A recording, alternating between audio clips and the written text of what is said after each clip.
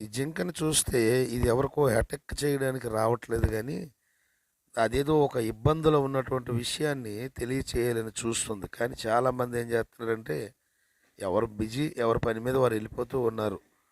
కానీ ఒక ఆయన ఈ జింకను చూసి, ఆ జింక యొక్క పరిస్థితిని గుర్తించి, దాని మీద చేయితో నెమిరి, అక్కడికి వెళ్ళిన తర్వాత ఆ జింక తన పిల్ల మరి యొక్క ఊబిలో కూరుకుపోయింది. దాన్ని బయటికి తీసి రక్షిస్తాడు. అప్పుడు ఈ జింకలన్నీ మళ్ళీ అతని ఇంటి దగ్గర కృతజ్ఞతతో ప్రత్యక్షమవుతాయి. మనుషులకి కృతజ్ఞత లేదు. దేవుడు ఎన్నో మేలు చేసినా ఎప్పుడూ దేవునికి కృతజ్ఞత చెప్పలేని మనుషులు ఎంతోమంది ఉన్నారు. 10 మంది కుష్ఠరోగులు యేసయ్య స్వస్థపరిచాడు. కానీ ఒక్కడే వచ్చాడు, కృతజ్ఞతలు తెలియజేశాడు. తక్కిన వాళ్ళందరూ కూడా ఎవరి పని మీద వారు వెళ్ళిపోయారు. ఇది లోకంలో ఉన్న పరిస్థితి. కృతజ్ఞత లేకపోతే నశించిపోతాము.